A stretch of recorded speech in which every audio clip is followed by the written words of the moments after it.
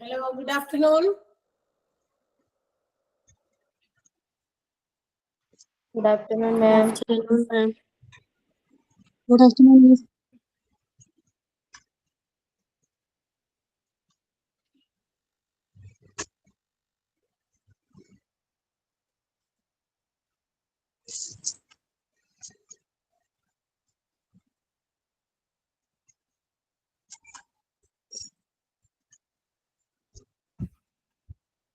Okay, ready ആണല്ലോ അല്ലേ?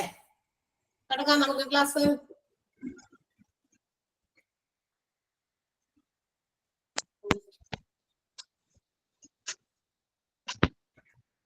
എവിടെന്നാ നമ്മൾ തുടങ്ങണ്ടേ? എവിടെ വരെ എടുത്തു?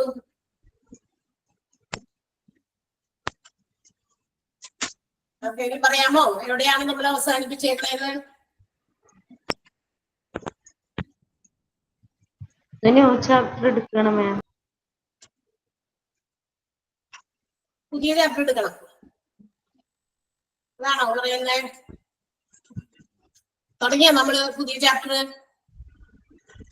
ഇല്ല. ഇല്ല. അതായത് നമ്മളുടെ 5th ചാപ്റ്റർ ഡിഫറെന്റ് ഡിപ്പാർട്ട്മെന്റ്സിന്റെ ഹോസ്പിറ്റൽ എന്ന് പറയുന്ന ചാപ്റ്റർ നമ്മൾ അവസാനിപ്പിച്ചിരുന്നു. അവസാനിപ്പിച്ചു എന്ന് പറഞ്ഞു കഴിഞ്ഞാൽ അതിന്റെ ക്വസ്റ്റ്യൻസ് എക്സ്ട്രാ ഞാൻ തന്നിരുന്നോ? ഇല്ല, തന്നില്ല. തന്നാണോ? തന്നില്ല. നമ്മൾ ക്ലാസ് അവസാനിപ്പിച്ചു അല്ലെ? ഉറപ്പാണല്ലോ എല്ലാവർക്കും? അതെ. അഞ്ചു അറിയാമോ? ചില ആളുകൾ മിണ്ടുന്നില്ലല്ലോ. ആരെങ്കിലൊക്കെ റെക്കോർഡഡ് ക്ലാസ് ആണെങ്കിലും ആയിക്കോട്ടെ, കാണുന്നവരില്ലേ? ചില ആളുകള് റെക്കോർഡഡ് ക്ലാസ് കാണുന്നുണ്ടെന്ന് പറയുന്നുണ്ട്. നമ്മളിവിടെ എന്തെങ്കിലുമൊക്കെ ചോദിക്കുമ്പോ ഇന്ന് കഴിഞ്ഞ ദിവസത്തെ ക്ലാസ് ഞാൻ കണ്ടില്ല, ലൈവില് കയറിയില്ല, അങ്ങനെയൊക്കെ പറയുന്നുണ്ട്. ലൈവില് കയറാത്തവര് തീർച്ചയായും നമ്മുടെ റെക്കോർഡഡ് ക്ലാസ് കാണണം.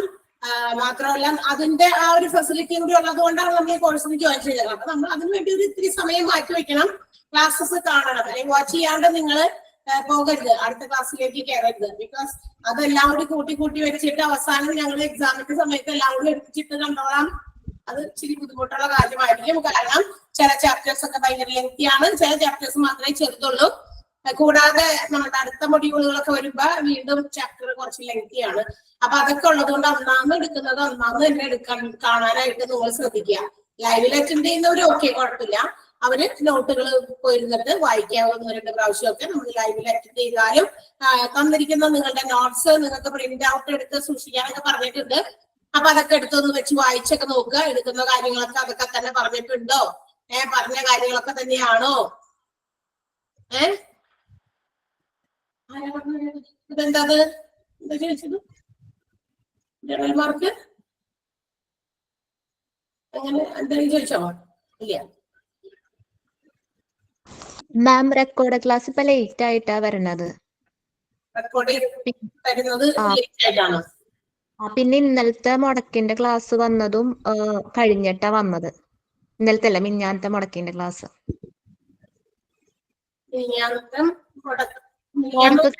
പിറ്റേ ദിവസമാണ് ക്ലാസ് അപ്ലോഡ് ചെയ്തത്. ലേറ്റ് ആയി പോയാ? 10:30 ടൈമിലൊക്കെ ആദ്യം വരാറുള്ളതാ. ഇപ്പൊ അതൊക്കെ കഴിഞ്ഞു 1 മണി 1:15 ചിലപ്പോ 2 മണി ആ ടൈമിലൊക്കെയാണ് റെക്കോർഡ് ക്ലാസ് വരുന്നത്. നമ്മളത് പറഞ്ഞ ആദ്യം ഞാൻ അവിടെ പറഞ്ഞിട്ടുണ്ടായിരുന്നല്ലോ, കുറച്ചുകൂടി നേരത്തെ ആക്കണം, ലേറ്റ് ആവല്ലേ എന്ന് പറഞ്ഞ് ഒരു ഇതൊക്കെ എനിക്ക് തോന്നുന്നത് കറക്റ്റ് ആക്കി വന്നതായിരുന്നു. പിന്നെ ലേറ്റ് ആവണോ? സ്റ്റാർട്ടിങ് കറക്റ്റ് ആയിരുന്നു. അത് കഴിഞ്ഞിട്ട് കുറച്ച് നാളായിട്ട് ഒരു 10-20 ദിവസമൊക്കെ ആയിട്ട് ഇപ്പൊ അങ്ങനെ ആയിട്ടാ വരുന്നത്, ലേറ്റ് ആയിട്ടാ വരുന്നത്. ചോദിക്കാം. ഓക്കെ, ഞാൻ നോടി ഇൻഫോം ചെയ്യാം. ചിലപ്പോ മറന്നു എനിക്കറിയില്ല, മറന്നോളന്നില്ല. മീൻസ് കുറെ ക്ലാസ്സസ് നമുക്ക് ഇങ്ങനെ അപ്ലോഡ് ചെയ്തെടുത്തിട്ട് അതിൽ നിന്ന് എല്ലാ ഗൂഗിൾ ക്ലാസ് റൂമിലും സെൻഡ് ചെയ്യാനുണ്ട്. അങ്ങനെ വൈകുന്നതാണോ അല്ലെങ്കിൽ എന്തെങ്കിലും ടെക്നിക്കൽ പ്രോബ്ലം കൊണ്ടാണോന്നും നമുക്കറിയില്ലല്ലോ. എന്തായാലും ഞാൻ അവിടെ സൂചിപ്പിച്ചേക്കാം കേട്ടോ അത്. ഓക്കെ, പിന്നെന്താ എന്താണ് സഫീല എന്താ ചോദിക്കുന്നത്? ചോദിക്കോ? അപ്പൊ ടൈപ്പ് ചെയ്യുമ്പോ ഞാൻ ഓൾറെഡി കൊടുത്തിട്ടില്ല. വേഗാവട്ടെ. അതിന്റെ അഡീഷണൽ ക്വസ്റ്റ്യൻസ് തന്നിട്ട് വേണം എനിക്ക് ക്ലാസ് പുതിയ ചാപ്റ്റർ തുടങ്ങാനായിട്ട്. ചോദിച്ചോ? ഹലോ, നമ്മളുടെ ഇംഗ്ലീഷ് ക്ലാസ് ഇതിനകത്ത് ഉൾപ്പെടുമോ? ക്വസ്റ്റ്യന് പരീക്ഷയ്ക്ക് എക്സാമിന് എന്താടാ ഇംഗ്ലീഷ്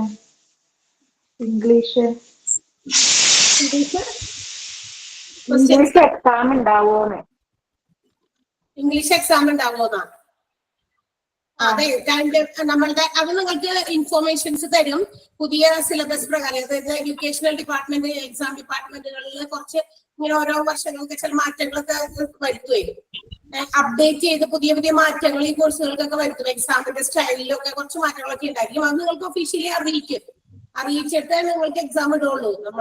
ഞാൻ ആദ്യമേ പറഞ്ഞിരുന്നു, ഇംഗ്ലീഷ് നിങ്ങൾക്ക് തരുന്നത് ഒരു എക്സ്ട്രാ എന്താ പറയാ, നിങ്ങളുടെ കമ്മ്യൂണിക്കേഷൻ സ്കില്ലൊക്കെ വർദ്ധിപ്പിക്കാൻ വേണ്ടിയിട്ട് തരുന്ന ഒരു എക്സ്ട്രാ ബെനിഫിറ്റ് ആണെന്ന് പറഞ്ഞിരുന്നു.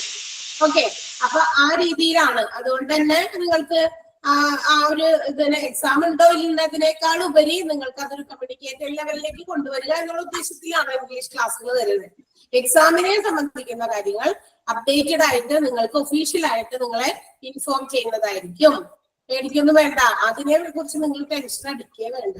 നമ്മൾ പഠിപ്പിക്കുന്ന ഈ ഹോസ്പിറ്റൽ അഡ്മിനിസ്ട്രേഷന്റെ അത് എന്തായാലും ചാപ്റ്റേഴ്സ് എടുക്കുന്നത് നന്നായിട്ട് വായിച്ച് തന്നെ മനസ്സിലാക്കി പഠിക്കാം.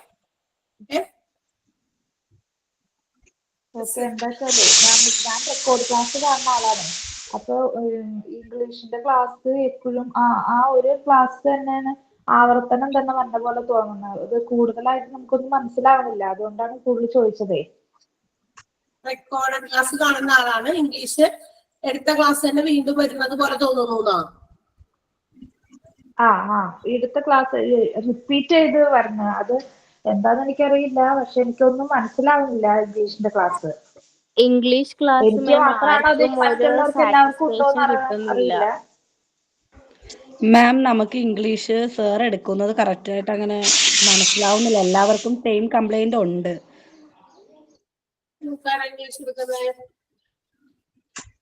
ആദ്യം നിർമ്മല മിസ് ആയിരുന്നു എടുത്തിട്ടുണ്ടായിരുന്നത്, ഇപ്പൊ ജോബ് സാറായി.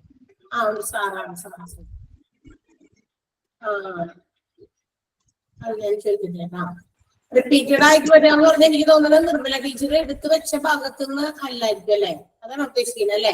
ഇല്ല, സാറ് ഒരു കണ്ടിന്യൂസ് ആയിട്ട് അത് തന്നെ എടുത്തോണ്ടിരിക്കും. നമുക്കത് മനസ്സിലാവുന്നില്ല. അപ്പൊ ഞാൻ കയറുകയാണെന്നുണ്ടെങ്കിലാണല്ലോ എനിക്കറിയാൻ പറ്റുള്ളൂ. റെക്കോർഡ് ക്ലാസ് കാണുന്ന എനിക്ക് എന്റെ വിചാരം ഇപ്പൊ കഴിഞ്ഞ ക്ലാസ് തന്നെയാണോ വന്നത് എന്നുള്ളൊരു ചിന്തയാണ്. അപ്പൊ ഞാൻ ഇവിടെ ഗ്രൂപ്പിൽ ചോദിച്ചപ്പോ അവര് പറഞ്ഞ അല്ല, വേറെ ക്ലാസ് ആണ്, പക്ഷെ സാറ് റിപ്പീറ്റ് ചെയ്താണ് എടുക്കണേന്ന് പറഞ്ഞു. അപ്പൊ അത് ഒന്ന് ടീച്ചർ ഒന്ന് കൺഫേം ചെയ്യാണെന്നുണ്ടെങ്കിൽ നമുക്കത് ഉപകാരമായിരിക്കും. കാരണം ഈ റെക്കോർഡ് ക്ലാസ് കാണുമ്പോഴേ അതിനെക്കുറിച്ച് ഞാൻ അന്വേഷിക്കാം. എന്തായാലും ഇംഗ്ലീഷിൽ നിങ്ങളുടെ കമ്മ്യൂണിക്കേഷൻ സ്കില്ല് വർദ്ധിപ്പിക്കുക എന്നുള്ള രീതിയിലാണ് എടുക്കാനായിട്ട് ഇവിടെ കൊടുത്തിരിക്കുന്നത്. ഞാൻ അന്വേഷിക്കട്ടെ എന്താണെന്ന് ചോദിക്കുന്നത് കേട്ടോ. അതല്ല, ഇംഗ്ലീഷിൽ ക്വസ്റ്റ്യൻസ് വരികയാണെന്നുണ്ടെങ്കിൽ നമുക്കൊന്നും എഴുതാൻ കിട്ടില്ല. കാരണം അത് എന്താന്ന് മനസ്സിലായാലല്ലേ. ഒന്നിൽ തന്നെ ഇംഗ്ലീഷ് ഒന്നും അറിയില്ല, അതിന്റെ ഇടയ്ക്ക് ഇതിങ്ങനെ വന്നു കഴിയുമ്പോ നമുക്ക് ഒന്നും ചെയ്യാൻ പറ്റില്ലല്ലോ. അതുകൊണ്ടാണ് ചോദിക്കുന്നത്. നിർമ്മല മാം എടുക്കുമ്പോ ഇംഗ്ലീഷ് ഓക്കെയാണ്, ഇപ്പൊ സാർ എടുത്തപ്പോ ഉള്ള സ്കില്ലും കൂടി പോവോന്നുള്ളത് പോലും കൺഫ്യൂഷൻ ആണ്. നിർമ്മല മിസ്സിന് കുറച്ച് ഹെൽത്ത് ഇഷ്യൂസ് ഉള്ളത് കൊണ്ടാണ് കുറച്ച് നല്ല രീതിക്ക് പുള്ളിക്കാർക്ക് ഒരു പനി വന്നിട്ട് അഫക്ട് ചെയ്തിട്ടുണ്ട്. അപ്പൊ അത് ഹെൽത്ത് ഓക്കെ ആകാതെ നന്നായി റെസ്റ്റ് ചെയ്യാനാണ് പറഞ്ഞേക്കണേ. അപ്പൊ എന്തായാലും മിസ് വന്നു കഴിയുമ്പോ വരും എന്തായാലും നിങ്ങൾക്ക്. ഓക്കെ, സാറ് ക്വസ്റ്റ്യൻ മാത്രം പറഞ്ഞോണ്ട് പോകും, അതിന് ആൻസർ ഇല്ല. ഞാൻ പറയട്ടാറി പിന്നെ അടുത്ത ക്വസ്റ്റ്യൻ തന്നെ, അതിന് ആൻസർ സാറ് പറയാറില്ല. പിന്നെ ബോർഡ് സാർ യൂസ് ചെയ്തിട്ടാണെങ്കിൽ കുറച്ചും കൂടി നല്ലതായിരുന്നു. പറഞ്ഞിട്ട് എല്ലാവരെ കൊണ്ടും അത് എഴുതിപ്പിക്കും, എല്ലാവരോടും ടൈപ്പ് ചെയ്യാൻ പറയും. അത് തന്നെ ഇത്രയും പേരും ടൈപ്പ് ചെയ്ത് വരുമ്പോ തന്നെ ഒരു 20-25 മിനിറ്റോളം ആവും. പക്ഷെ അത് എല്ലാവർക്കും അറിയില്ലല്ലോ, നമ്മൾക്ക് പറഞ്ഞു തന്നാലല്ലേ നമുക്ക് മനസ്സിലാവുള്ളൂ. അതൊക്കെയാണ് പ്രശ്നം. അതിൽ ഏതാണ് കറക്റ്റ് ആൻസർ എന്ന് സാറ് പറഞ്ഞു തരും, എല്ലാരും കമന്റ് ഇടും. എല്ലാരോടും ടൈപ്പ് ചെയ്യാൻ പറയാം. കണക്ട് ചെയ്തല്ലാന്ന് അടുത്തത് പറഞ്ഞേ അല്ലേ, അതിന് ഉദ്ദേശിച്ചത് അല്ല മാം, ബോർഡും കൂടി യൂസ് ചെയ്ത് കഴിഞ്ഞാലേ കുറച്ചും കൂടി നല്ലതായിരുന്നു. പഠിച്ചുകൊണ്ടിരിക്കുന്ന ആളുകളാണെന്നുണ്ടെങ്കിൽ കുഴപ്പമില്ല. പക്ഷെ ഞാനൊക്കെ ഉണ്ടെങ്കിൽ ഒത്തിരി ടച്ച് വിട്ടുപോയിരിക്കുന്ന ആളുകളാണ്. കാരണം നമ്മള് പഠിച്ചു കഴിഞ്ഞിട്ട് ഒത്തിരി കുറെ കാലം കഴിഞ്ഞിട്ട് പഠിക്കാനായിട്ട് കയറിയേക്കുന്നതാണല്ലോ. അപ്പൊ അതുകൊണ്ട് ആ ടച്ച് ഒന്നിൽ തന്നെ ഇംഗ്ലീഷ് അറിയില്ലാത്തതുകൊണ്ട് തന്നെ ഈ ടച്ച് വിട്ടുപോയിരിക്കുന്ന ഒരു പ്രശ്നമുണ്ട്. അപ്പൊ അത് ഫ്ലുവന്റ് ആയിട്ട് പറഞ്ഞു വന്നില്ല എന്നുണ്ടെങ്കിൽ നമുക്ക് ഭയങ്കര ബുദ്ധിമുട്ടായിരിക്കും. ഞാനത് പിന്നെന്തെങ്കിലും ഉണ്ടോ? അത് ഇംഗ്ലീഷിന്റേത് അല്ലാതെ മാറ്റി വെച്ചാൽ ഇംഗ്ലീഷിന്റെ ഇപ്പൊ കുറച്ച് കാര്യങ്ങൾ പറഞ്ഞെങ്കിൽ ഐഡി കിട്ടി.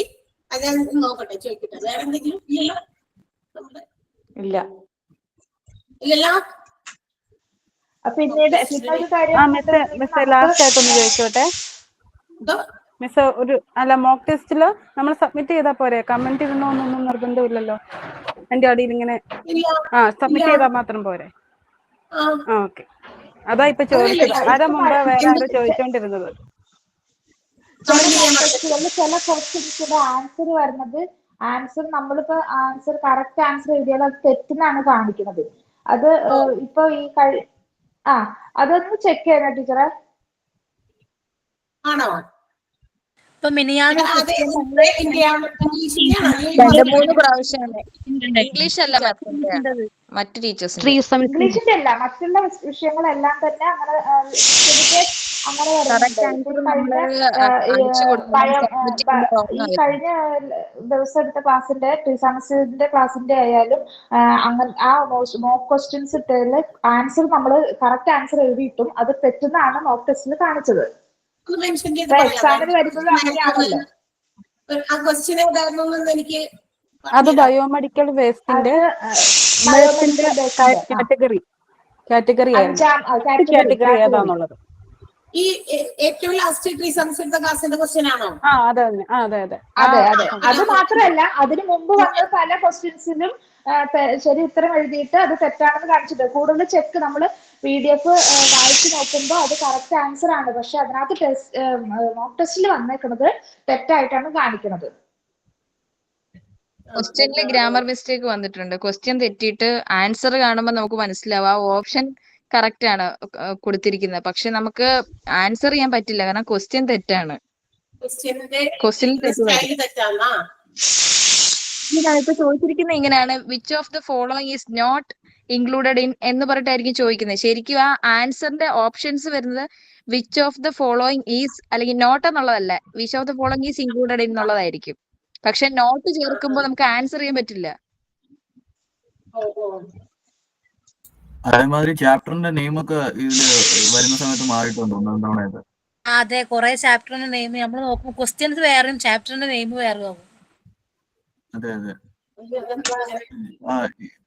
ഏതോ ഒരിക്കൽ ഉണ്ടായിരുന്നു ആക്സിഡന്റ് ആൻഡ് എമർജൻസി പറഞ്ഞിട്ട് നേരത്തെ ഉണ്ടായിരുന്ന ചാപ്റ്റർ, നേരത്തെ കഴിഞ്ഞതാ. ഈ ഇടയ്ക്ക് എന്തോ വന്നപ്പോ ആ ഒരു ചാപ്റ്ററിന്റെ പേര് വെച്ചിട്ട് എന്തൊക്കെ അങ്ങനെ ഉണ്ടായിരുന്നു. എമർജൻസി ആ ലെസന്റെ പേരാണ് മാറിയിരിക്കുന്നത്. അത് ആ ക്ലാസ് റൂമിന്റെ ഇതിനകത്ത് കിടക്കുന്നുണ്ട്.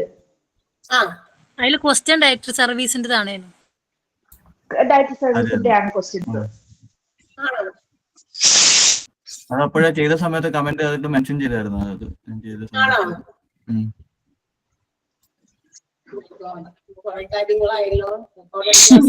പിന്നെ വേറൊരു ചെറിയ കാര്യം കൂടെ ഉണ്ട്.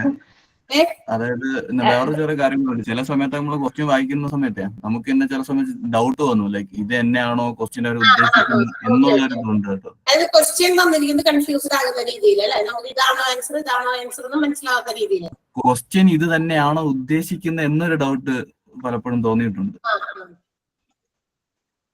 നോക്കട്ടെ കേട്ടോ. പിന്നെ ഒരു കാര്യം കൂടി മിസ്, നമ്മള് റെക്കോർഡ് ക്ലാസ് ഈ കഴിഞ്ഞ ക്ലാസ്സിൽ രമ്യ മിസ് പറഞ്ഞ് ഏതോ ഒരു ക്ലാസ്സിൽ, ഞാൻ റെക്കോർഡ് ക്ലാസ് കാണുന്നുണ്ട് ഏത് ക്ലാസ്സാന്ന് എനിക്ക് ഓർമ്മയില്ല, ആ ക്ലാസ്സിൽ രമ്യ മിസ് പറഞ്ഞ് നമുക്ക് ഈ ക്ലാസ് ഈ ഓൺലൈൻ ക്ലാസ്സിൽ കയറിയില്ലാന്നുണ്ടെങ്കിൽ നമ്മളുടെ മാർക്കിൽ വ്യത്യാസം വരും എന്നൊക്കെ എന്തോ പറയണ കേട്ടു. അത് ചോദിക്കാൻ കൂടിയാണ് ഞാനെന്റെ ഈ റെക്കോർഡ് ക്ലാസ്സിൽ കയറിയത്. എനിക്ക് കയറാനായിട്ട് ഒരു നിവൃത്തിയില്ല, എന്നാലും അങ്ങനെയില്ല. കാരണം നമുക്കറിയാം നമ്മളുടെ കയ്യില് സമയപരിമിതികളുണ്ട്. നമ്മൾ ഓരോരുത്തരും ഓരോ കാര്യങ്ങളിൽ വേറെയും എൻഗേജ്ഡ് ആണ്. പിന്നെ ഒരു കോഴ്സ് നമുക്ക് നമ്മളുടെ എഡ്യൂക്കേഷന്റെ കൂടെ ആഡ് ഓൺ ചെയ്യാൻ വേണ്ടിയിട്ട് കയറിയിരിക്കുന്നവരാണ് ഒരു മിക്കവാറും ആളുകളെല്ലാം തന്നെ. മെജോറിറ്റി സ്റ്റുഡൻസും അങ്ങനെ തന്നെയാണ്. കാരണം നമ്മളിപ്പോ വർക്ക് ചെയ്യുന്നവരാകാം, വേറെ എന്തെങ്കിലും പഠിക്കുന്നവരാകാം, അങ്ങനെ ഒത്തിരി കാര്യങ്ങൾ ചെയ്യുന്നവര് ഇത് നമുക്കൊരു ഫെസിലിറ്റി ആണ്. കാരണം നമുക്ക് ഇങ്ങനെ ഒരു സൗകര്യം ഉള്ളത് കൊണ്ട് തന്നെ ഈ ക്ലാസ്സുകൾ നമ്മൾ ജോയിൻ ചെയ്തേക്കണേ. അപ്പൊ തീർച്ചയായിട്ടും അത് നിങ്ങളുടെ ഇന്റർണൽ മാർക്കിന്റെ കൂടെ കൂട്ടുന്നതൊന്നുമല്ല, അത് ഇതുമായിട്ട് മിക്സ് ചെയ്യണ്ട കേട്ടോ. അതൊന്നുമില്ല, അങ്ങനെയില്ല. Okay.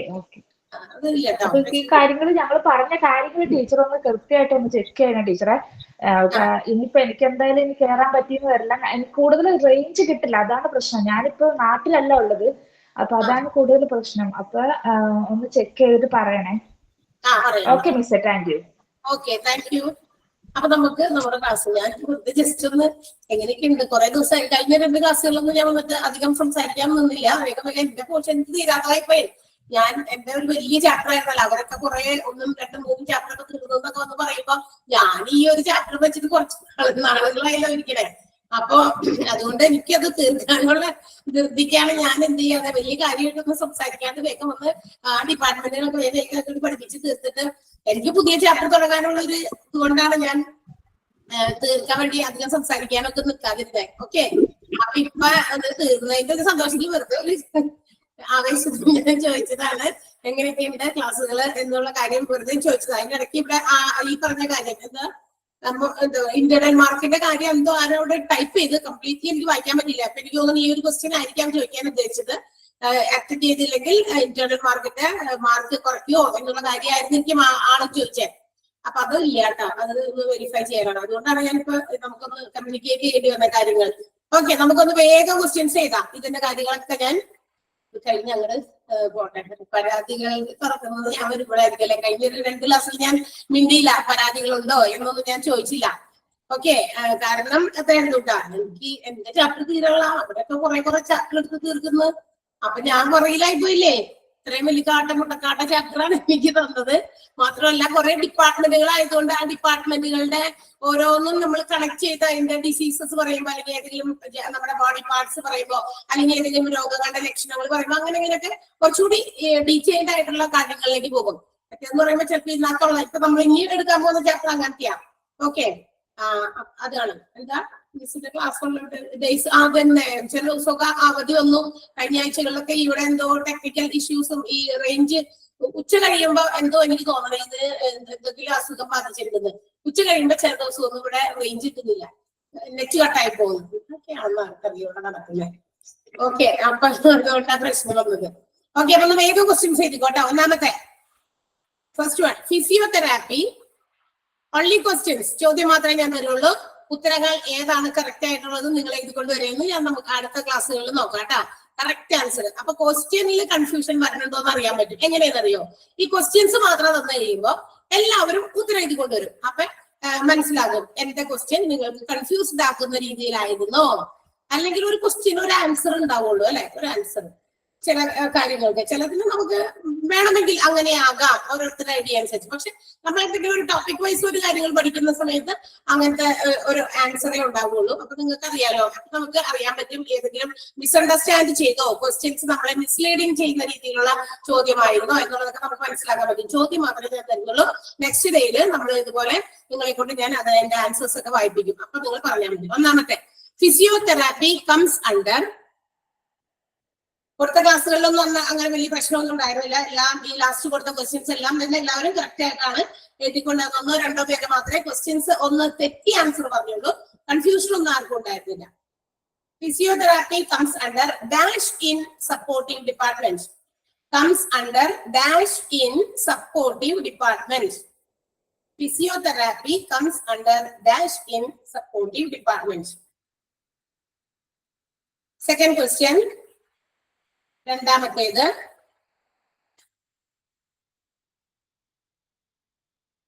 laboratory and radiology. Laboratory and radiology is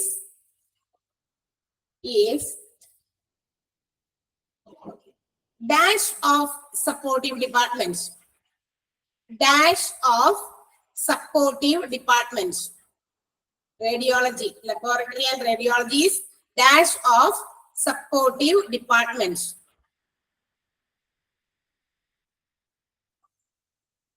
Next one.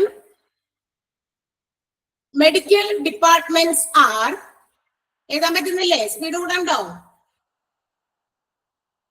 Medical departments are, okay, classified as, medical departments are classified as dash and dash.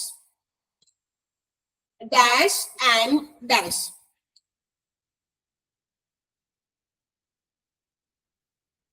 Next one.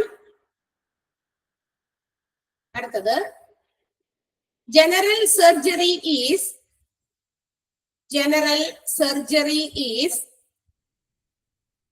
included in, general surgery is included in dash of medical departments.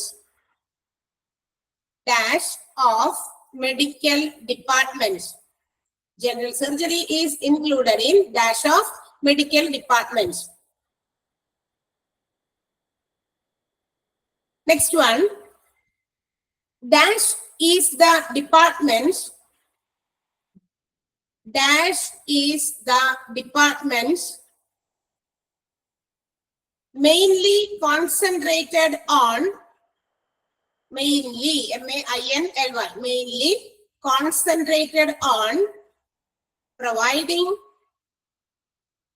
mainly concentrated on providing quality patient care, quality patient care, quality patient care to elderly people, to elderly people, elderly people. Dash is the department mainly concentrated on providing quality patient care to elderly people. Next one. Labor rooms and maternity wards. Labor rooms and maternity wards are dash services in, are dash services in medical departments. Labor rooms and maternity wards are dash services in medical departments. ഏത് സേവന വിഭാഗത്തിൽ വരും? Labour റൂമും maternity വാർഡും. Next one. Consultation doctors are, consultation doctors are, consultation doctors are usually appointed to, usually appointed, consultation doctors are usually appointed to handle dash, handle dash. Consultation doctors are usually appointed to handle dash. Next one. Dash is the department, dash is the department in which people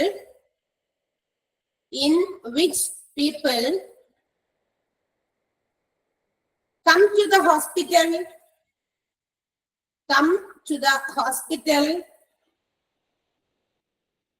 for consultation,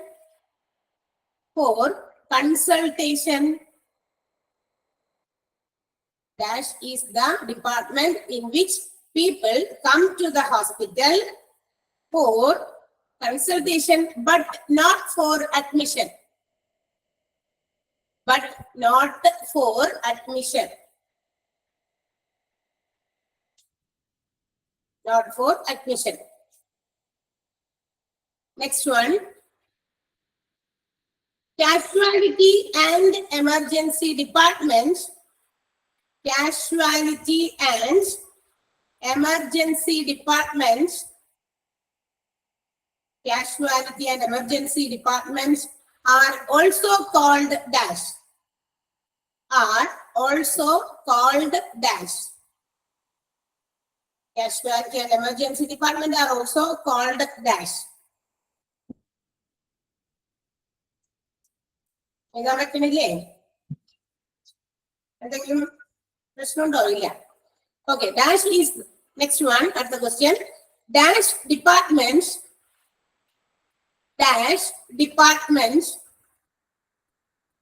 should be well equipped. Should be well equipped with. Dash department should be well equipped with all kinds of emergencies. With all kinds of emergencies. എല്ലാ എമർജൻസീസുമായിട്ടുള്ള ഉപകരണങ്ങൾ കൊണ്ട് സജ്ജമായതായിരിക്കണം ഈ പറഞ്ഞ department. That's all. The department should be well equipped with all kinds of emergencies. Next one, the biggest area of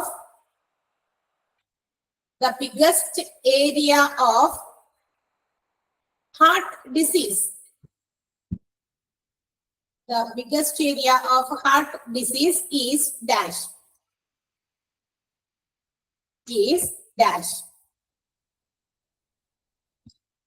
Next one, dash anesthesia is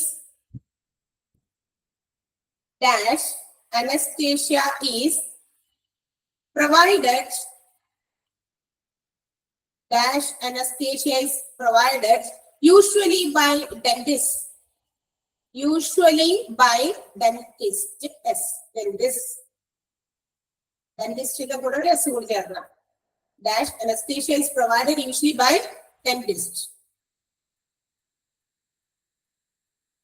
Next one, patient's blood pressure. Patient ഇട്ടിട്ട് ഒരു apostrophe S ഇടണം. പേഷ്യന്റിന്റെ എന്നർത്ഥമാണ്, പേഷ്യന്റുകൾ എന്നല്ല കേട്ടോ. Patients blood pressure, heart rhythm,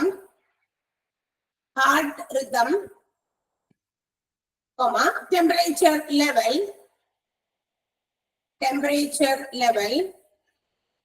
etc. are monitored,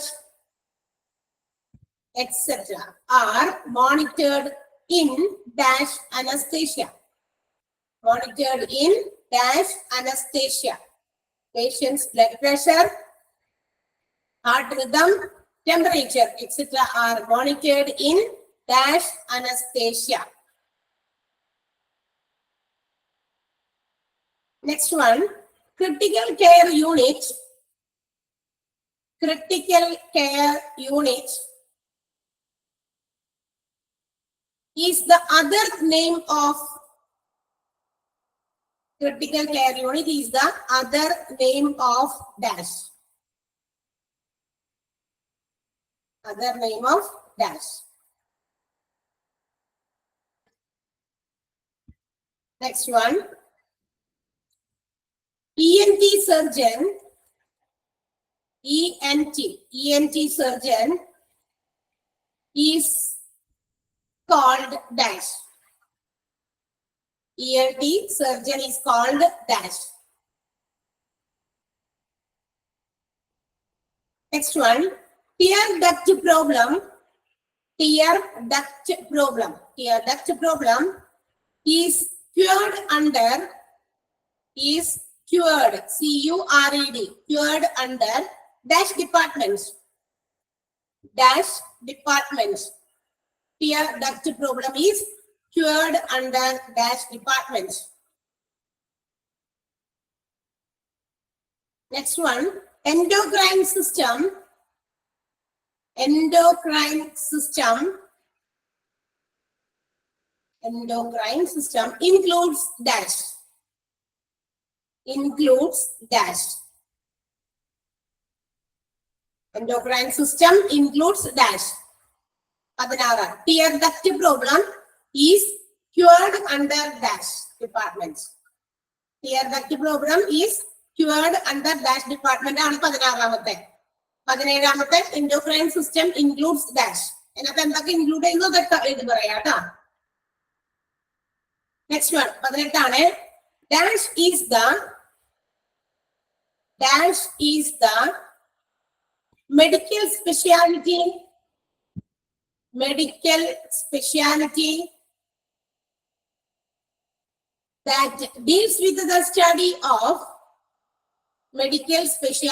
that deals with the study of hormones and hormone related glands. Hormones and hormone related glands.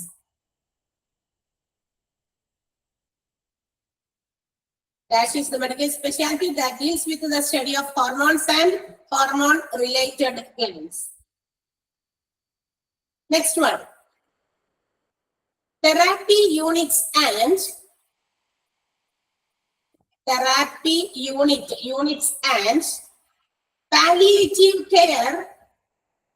palliative care services.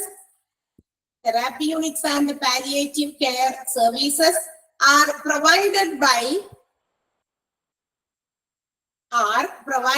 dash departments. Provided by dash departments.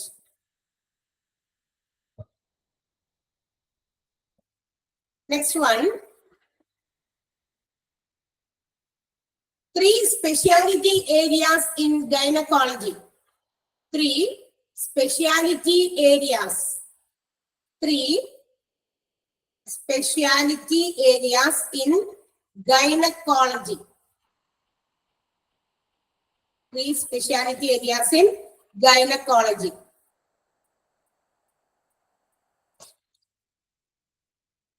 Next one, expand ART. Expands ART.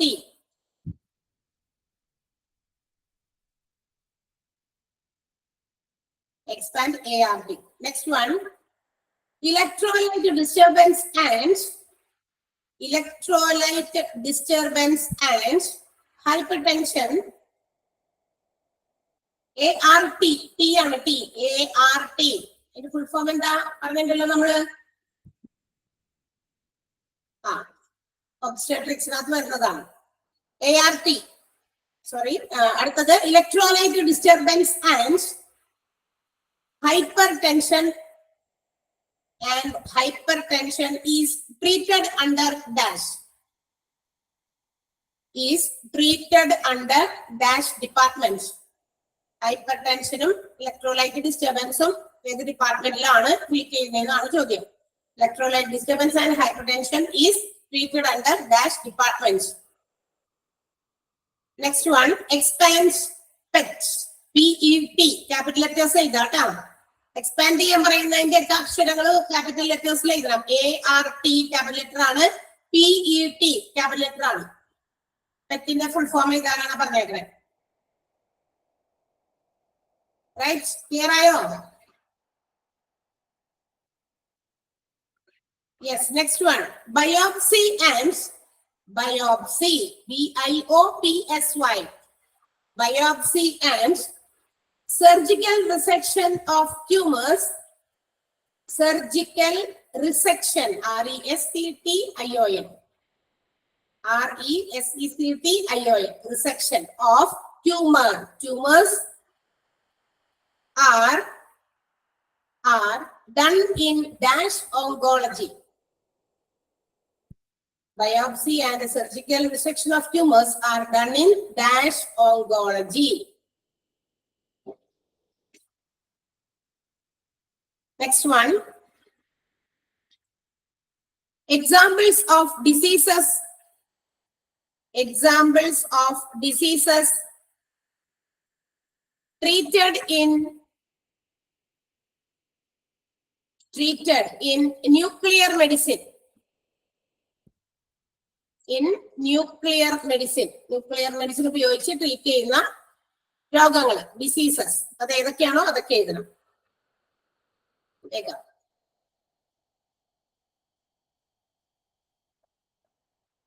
Diseases treated using nuclear medicine.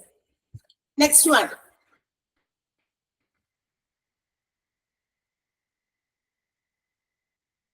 The department that handles recording,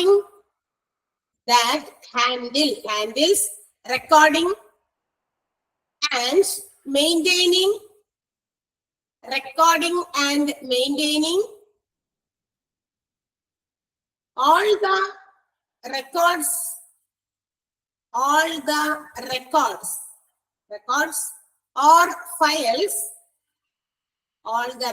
or files, of inpatient as well as outpatients, inpatients as well as outpatients is dash. ഇൻപേഷ്യൻസിന്റെയും ഔട്ട്പേഷ്യൻസിന്റെയും എല്ലാത്തരം റെക്കോർഡുകളും ഫയലുകളും ഒക്കെ സൂക്ഷിച്ചു വെക്കുന്ന ഡിപ്പാർട്ട്മെന്റിന്റെ പേര് അതാണ് ചോദിക്കുന്നത്. Okay, next one. Dash is the department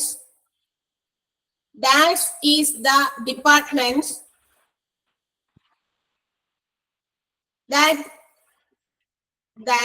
make budgets,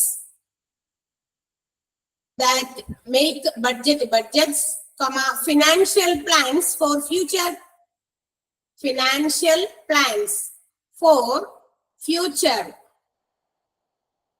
and upgradation. ഭാവിയിലെ മാറ്റങ്ങൾ വരുത്താനും ഫിനാൻഷ്യൽ പ്ലാനുകളും ബഡ്ജറ്റുകളും ഒക്കെ തയ്യാറാക്കുന്ന ഡിപ്പാർട്ട്മെന്റ് ഏതാണെന്നാണ് ചോദ്യം. ഫ്യൂച്ചർ എന്താ പറയുക, financial plans for future and upgradation. കിട്ടിയോ? ഇല്ലേ? ഓക്കെ, ലാസ്റ്റ് ക്വസ്റ്റ്യൻ, അവസാനത്തെ ക്വസ്റ്റ്യൻ ആണ്. The department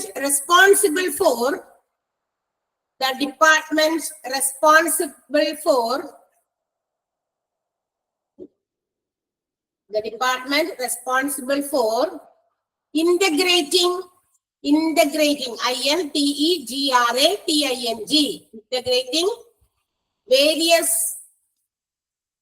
various functions and services of a hospital.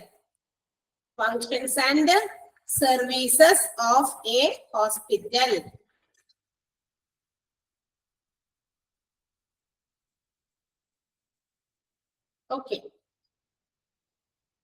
അപ്പോ ഇതാണ് ക്വസ്റ്റ്യൻസ്. നമ്മൾ അടുത്ത ദിവസം അത് വായിപ്പിക്കാം. നിങ്ങൾ അതിന്റെ ആൻസേഴ്സ് നല്ലപോലെ നോട്ട് വായിച്ച് തീർത്ത് ആൻസർ ചെയ്താലിരുന്നാൽ മതി. അല്ലാതെ ഈ പിള്ളേർ കളിക്കൂലേ, നമ്മൾ 1ാം ക്ലാസ് 2ാം ക്ലാസ്സിലെ കുട്ടികൾക്ക് പാസേജ് കൊടുത്തിട്ട് അതിന് ക്വസ്റ്റ്യൻ ആൻസർ ചെയ്താൽ ഫങ്ഷൻസ് ആൻഡ് സർവീസസ് ഉണ്ടാവും. അപ്പൊ പിള്ളേർ ചെയ്യുന്ന പോലെ ആ ക്വസ്റ്റ്യന്റെ വേർഡ് അവിടെ വന്നോ, ആ സെന്റൻസ് തപ്പി പോവില്ലേ. നമ്മള് പഴയ 1-ലും 2-ലും പിള്ളേരൊന്നും അല്ലട്ടാ, നമ്മൾ പഠിച്ചുകൊണ്ടിരിക്കുന്ന സമയത്തൊക്കെ പാസേജിൽ നിന്ന് ക്വസ്റ്റ്യൻ ആൻസർ ചെയ്താണ്ടാവും. നമ്മളും അങ്ങനെയൊക്കെ തന്നെ ചെയ്തോണ്ടിരുന്നേ. പക്ഷെ ഇപ്പൊ നമ്മള് കുറച്ചുകൂടി വലിയ ആൾക്കാരാണെന്ന് വിചാരിച്ച് എന്ത് ചെയ്യാം, നോട്ട് 1-2 പ്രാവശ്യം കൂടി ഒന്ന് ആ ചാപ്റ്റർ ഒന്ന് റിവൈസ് ചെയ്യാം. എന്നിട്ട് ഒരു 10-15 മിനിറ്റ് എടുത്താൽ മതിയാവും അല്ലെ? ആ ചാപ്റ്റർ ഒന്ന് മനസ്സിൽ ഒന്ന് 2 പ്രാവശ്യം വായിച്ച് അതിനുശേഷം ഇത് ആൻസേഴ്സ് ഒക്കെ ആ ബുക്കൊക്കെ മടക്കി വെച്ച് നമ്മളൊന്ന് എഴുതാനായിട്ട് ശ്രദ്ധിക്കാം. ഓക്കെ, അപ്പൊ കുറച്ചുകൂടി നമ്മുടെ ഓർമ്മയിലിരിക്കും. So now we are going to start a new chapter. പുതിയൊരു ചാപ്റ്റർ എടുക്കാം. ഒരു അഭിലാഷമാണ് പുതിയൊരു ചാപ്റ്റർ തുടങ്ങണമെന്നുള്ളത്. ഓക്കെ, അപ്പൊ നമ്മുടെ ചാപ്റ്ററിന്റെ പേര് ഇതാണ്. എന്താണ്? ഫാർമസി അല്ലേ? And we all have experience by എന്താ പറയാ, എന്താണ് 24ാമത്തെ ക്വസ്റ്റ്യൻ കിട്ടിയില്ല. 24 എത്ര ക്വസ്റ്റ്യൻ ഉണ്ട്? ക്വസ്റ്റ്യൻസ് എത്ര ഉണ്ടാകെ പറയാമോ ആരെങ്കിലും? ഇനി എവിടെ ഇരിക്കട്ടെ, 28 ഇനി എന്തെങ്കിലും ഡൗട്ട് ഉണ്ടെങ്കിൽ അവര് ആരെങ്കിലും ഒന്ന് ഡിക്റ്റേറ്റ് ചെയ്ത് തരൂട്ടാ ലാസ്റ്റ്. ഇപ്പൊ ശ്രദ്ധിക്കാം, നമ്മൾ ഇനി അടുത്ത ചാപ്റ്റർ തുടങ്ങാൻ പോവാണ്. ഓക്കെ, അപ്പൊ അത് ആ സമയത്ത് നോക്കിയുണ്ടെങ്കിൽ എന്തെങ്കിലും ചോദിച്ചാൽ മതി, അവർ പറഞ്ഞു തന്നോളൂ. ഓക്കെ, റൈറ്റ് മതി. അപ്പൊ hospital pharmacy, we have all experience entering A hospital pharmacy അല്ലെ? നമുക്ക് എല്ലാവർക്കും നമ്മൾ പോയിട്ടുള്ള എൻ്റർ ചെയ്തിട്ടുള്ള ഒരു സ്ഥലമാണ് ഹോസ്പിറ്റലിന്റെ pharmacy. And it is the most important department in a hospital. ഒരുപാട് ഡിപ്പാർട്ട്മെന്റുകളിൽ ഒരു ഹോസ്പിറ്റലിൽ ഫംഗ്ഷൻ ചെയ്യുന്നുണ്ടെങ്കിലും ആഫ്റ്റർ ഓൾ നമുക്കറിയാം, നമ്മളിപ്പോ കഴിഞ്ഞ ചാപ്റ്റർ മുഴുവനും പഠിച്ചത് ഒരുപാട് ഡിപ്പാർട്ട്മെന്റുകളെ കുറിച്ചിട്ടാണ്. ഒരുപാട് ഡിപ്പാർട്ട്മെന്റ് ഒരു ഹോസ്പിറ്റലിൽ ഫംഗ്ഷൻ ചെയ്യുന്നുണ്ട്. ഇൻപേഷ്യന്റ് സർവീസസ് നൽകുന്ന ഇൻപേഷ്യന്റ് ഡിപ്പാർട്ട്മെന്റ് നൽകുന്ന ഇൻപേഷ്യന്റ് സർവീസസും OP നൽകുന്ന സേവനങ്ങൾ, ഇതിനൊക്കെ ഓരോന്നിനും ഡിപ്പാർട്ട്മെന്റുകൾ സെപ്പറേറ്റ് ആയിട്ടുണ്ട്. ഇതിനെ കുറിച്ചൊക്കെ നമ്മൾ പറഞ്ഞു കഴിഞ്ഞതാണ്.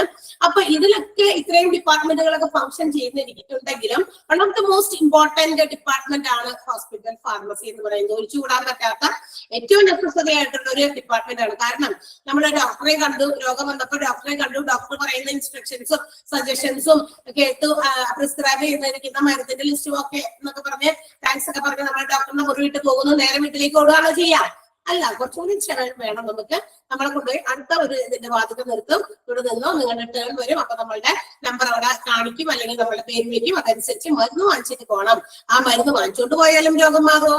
ഇല്ല. അത് കൊണ്ടുപോകുന്നത് നമ്മൾ കൃത്യമായിട്ട് അതിൽ പറഞ്ഞിരിക്കുന്ന സമയത്തിനനുസരിച്ച് ആ പ്രിസ്ക്രൈബ് ചെയ്തിരിക്കുന്ന രീതിയിൽ തന്നെ നമ്മൾ അത് കഴിച്ച് ആ കോഴ്സ് കംപ്ലീറ്റ് ചെയ്യുമ്പോഴാണ് നമുക്ക് രോഗത്തിന് ശമനം കിട്ടുള്ളൂ അല്ലെ?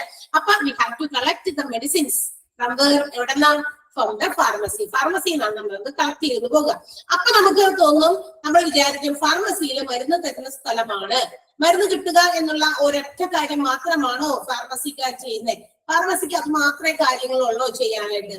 തീർച്ചയായിട്ടും അല്ല. അല്ലെങ്കിൽ അവര് ചെയ്യേണ്ട ഒരുപാട് വേറെയും കാര്യങ്ങളെ കുറിച്ച് നമ്മൾ ഈ ഒരു ചാപ്റ്ററിൽ പഠിക്കാൻ പോകുന്നുണ്ട്. What is A hospital pharmacy?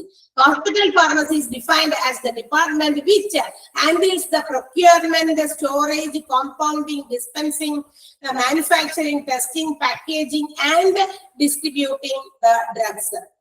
ഇത്രയും കാര്യങ്ങൾ ഹോസ്പിറ്റലിന്റെ ഫാർമസി ചെയ്യുന്നത്. നമ്മൾ ഇതുവരെ അറിയുന്നുണ്ട്. നമ്മൾ പോകുന്നു, മരുന്ന് കിട്ടിയോ, ഓക്കെ, മരുന്ന് മേടിച്ച് നമ്മൾ നമ്മുടെ പാട്ടിക്ക് പോകുന്നു അല്ലെ? പക്ഷെ ഇവര് ചെയ്യേണ്ട കാര്യങ്ങളെല്ലാം കൂടിയാണ് എന്താ പറയാ ഫാർമസിയുടെ ഒരു ഡെഫിനിഷൻ എല്ലാവരും ഉൾക്കൊള്ളിച്ചിരിക്കുന്നത്. വിച്ച് ഹാൻഡിൽസ്, ആ ഡിപ്പാർട്ട്മെന്റ് എന്താ ചെയ്യുന്നത്? പ്രൊക്യൂർമെന്റ് എന്ന് പറഞ്ഞാൽ എന്താ? ലഭ്യമാക്കുക. ഏത്?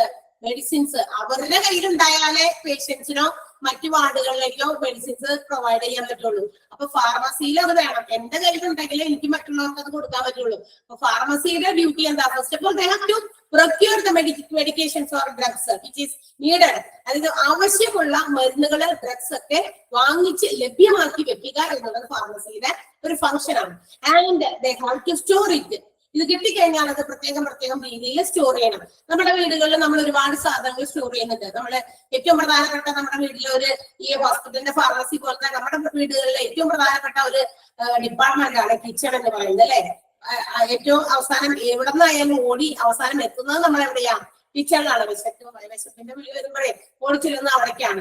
അപ്പൊ അവിടെ നമുക്ക് ഓരോ സാധനങ്ങളും നമ്മൾ കൃത്യമായിട്ട് അറേഞ്ച് ചെയ്തിട്ടാണ്. വീട്ടമ്മമാർക്കൊക്കെ അറിയാം, നമ്മൾ ഓരോ സാധനങ്ങൾ വെച്ചിരിക്കുന്നതിന് ഓരോ പൊസിഷൻസ് ഉണ്ട്. അത് പൊസിഷൻ തെറ്റി എവിടെയെങ്കിലൊക്കെ ഇരുന്ന് കഴിഞ്ഞാൽ നമ്മൾ ധൃതിക്കാണ്. ഓൾറെഡി നമ്മളെല്ലാവരും ബിസിയാണ്. രാവിലെ കുട്ടികൾക്ക് ജോലി പഠിക്കാൻ പോകണം, പാർട്ട്നേഴ്സിന്റെ ജോലിക്ക് പോകണം, നമുക്ക് ജോലി ഉണ്ടെങ്കിൽ നമുക്ക് മറ്റെന്തെങ്കിലും കാര്യങ്ങൾ ചെയ്യാനുണ്ടെങ്കിൽ അത് കൃത്യസമയത്ത് ചെയ്ത് തീർത്താൽ ആ ടൈമിന് നമ്മൾ എല്ലാ കാര്യങ്ങളും അവർ ടൈം ടേബിൾ അനുസരിച്ച് പോകുമ്പോൾ കൃത്യമായിട്ട് അത് പോകുള്ളൂ. അപ്പൊ ഈ ടൈം ടേബിൾ അനുസരിച്ച് പോകണമെങ്കിൽ എന്ത് വേണം? നമ്മുടെ വീടുകളിൽ നമ്മളുടെ ഇത്രയും സാധനങ്ങളൊക്കെ ഓരോന്നും വെക്കേണ്ട സ്ഥലങ്ങളുണ്ട്. അത് നമ്മൾ അവിടെ നിന്ന് എടുത്താലും വി വിൽ റീപ്ലേസ് ചെയ്ത് അവിടെ വീണ്ടും തന്നെ അത് അവിടെ തന്നെ കൊണ്ടുവന്ന് വെക്കും. അല്ലെങ്കിൽ എന്ത് പറ്റും? പിന്നീട് അത് അന്വേഷിച്ച് നടക്കും അല്ലെ? കൊച്ചുകുട്ടികളെ പോലെ നമ്മളാവില്ലല്ലോ. നമുക്ക് കൃത്യമായിട്ടൊരു ധാരണ ചെയ്ത് ഇന്ന സാധനങ്ങൾ ഇന്ന സ്ഥലത്ത് വെച്ചാലാണ് നമ്മൾ ആസ് സൂൺ ആസ് പോസിബിൾ നമുക്ക് ആ സാധനത്തിന്റെ അടുത്തേക്ക് എത്തണം. വീട്ടിൽ ഉപയോഗിക്കുന്ന നിത്യോപയോഗ വസ്തുക്കളൊക്കെ ഇഷ്ടംപോലെ ഉണ്ട്. ഇതൊക്കെ യഥാസ്ഥാനത്ത് ഇരുന്നാൽ മാത്രമേ അത് അവിടെ നമുക്ക് കിട്ടുള്ളൂ. കൃത്യമായ സമയത്ത് അതിനുവേണ്ടി സെർച്ച് ചെയ്ത് സമയം കളയാതെ കാര്യങ്ങൾ ചെയ്യാൻ പറ്റുള്ളൂ. ആസ് വെൽ ആസ് അതുപോലെ തന്നെയാണ് ഒരു ഫാർമസിയിൽ drugs or medicine should be stored in a proper or systematic manner. അവരവരുടേതായ രീതിയിൽ അതൊക്കെ അറേഞ്ച് ചെയ്ത് വെച്ചിട്ടുണ്ട്. നമ്മൾ ഹോസ്പിറ്റലിലോ അല്ലെങ്കിൽ പുറത്ത് മെഡിക്കൽ ഷോപ്പിലോ ഫാർമസിയിലോ ഒക്കെ മരുന്നുകൾ വാങ്ങിക്കാൻ പോകുന്നവരല്ലേ? നമ്മുടെ മരുന്നിന്റെ പ്രിസ്ക്രിപ്ഷനുമായിട്ട് ചെന്ന് കഴിഞ്ഞാൽ അവർ വേഗം തന്നെ ആ പർട്ടിക്കുലർ ലൊക്കേഷനിലേക്ക് അവരത് വേഗം നീങ്ങും. അത് അവിടെ ആ ഒരു പ്ലേസിലാണ് അത് വെച്ചേക്കണം, ആ ഒരു ഭാഗത്താണെന്ന് അവർക്ക് ക്ലിയർ ആയിട്ട് അറിയാം. അതുകൊണ്ട് അവരവിടെ പോകണം. അല്ലാണ്ട് ഇത് അവിടെ കണ്ടു കഴിയുമ്പോൾ ഈ അറ്റം മുതൽ ഇങ്ങനെ ചുറ്റി ആ അറ്റം വരെ ഇങ്ങനെ നടക്കണ്ട അവര് ഈ ഫാർമസിയില് മരുന്ന് തപ്പി. ഇല്ല, അവർക്കറിയാം ഐഡിയ അത് എവിടെ വെച്ചിരിക്കണെന്ന്. അവർക്ക് അതിനൊരു ആ ഒരു പ്രത്യേക രീതിയിൽ അവരത് അറേഞ്ച് ചെയ്ത് വെച്ചേക്കുന്നത്. So they have to arrange the or store the medicines according to a prescribed manner. ഒരു പ്രത്യേക രീതിയിൽ അവരത് സ്റ്റോർ ചെയ്ത് വെച്ചിട്ടുണ്ടാവും. Sometimes they have to compound the medicines ചിലപ്പോൾ കോമ്പൗണ്ട് ചെയ്യേണ്ടി വരും, മിക്സ് ഒക്കെ ചെയ്യേണ്ടി വരും. ചില മരുന്നിനോട് ചില മരുന്ന് മിക്സ് ഒക്കെ ചെയ്ത് എന്താ പറയാ പുതിയ മരുന്നുകൾക്ക് വേണ്ടിയിട്ടോ ഉണ്ടാക്കാനോ അല്ലെങ്കിൽ എന്തെങ്കിലും മാറ്റങ്ങൾ വരുത്താനോ അങ്ങനെയൊക്കെ ചെയ്യുന്നുണ്ട്. നമ്മളതൊന്നും കാണുന്നില്ല, അത് മാത്രം ഫാർമസിയിൽ അവർക്ക് അത് ചെയ്യേണ്ടതാണ്. And also they have to dispense means distribute ചെയ്യാം മരുന്നുകൾ ഔട്ട് പേഷ്യൻസിനും അതുപോലെ ഹോസ്പിറ്റലിന്റെ വാർഡിലേക്കും ഒക്കെ കൊടുക്കേണ്ടി വരും, അത് ചെയ്യുക. And sometimes they have to manufacture the medicines. ചിലപ്പോൾ മരുന്ന് സ്വന്തമായിട്ട് പ്രൊഡ്യൂസ് ചെയ്യേണ്ടി വരും. മാനുഫാക്ചർ ചെയ്യുന്ന പ്രൊഡ്യൂസ് ചെയ്യാം. നമ്മുടെ ഹോസ്പിറ്റലിന്റെ ഫാർമസിക്കകത്ത് തന്നെ പുതിയ മരുന്നുകൾ കണ്ടുപിടിക്കേണ്ടി വരും, ഉണ്ടാക്കേണ്ടി വരും. കാരണം എന്താണ്, പുതിയ പുതിയ രോഗങ്ങളാണ് ഓരോ ദിവസം പ്രതി ഓരോ നിമിഷം പ്രതി നമ്മൾ കേൾക്കുന്നത്. അപ്പൊ ഇതിന്റെ തന്നെ വകഭേദമായിട്ട് വേറൊരു രോഗമൊക്കെ ഇങ്ങനെ വരാമല്ലോ.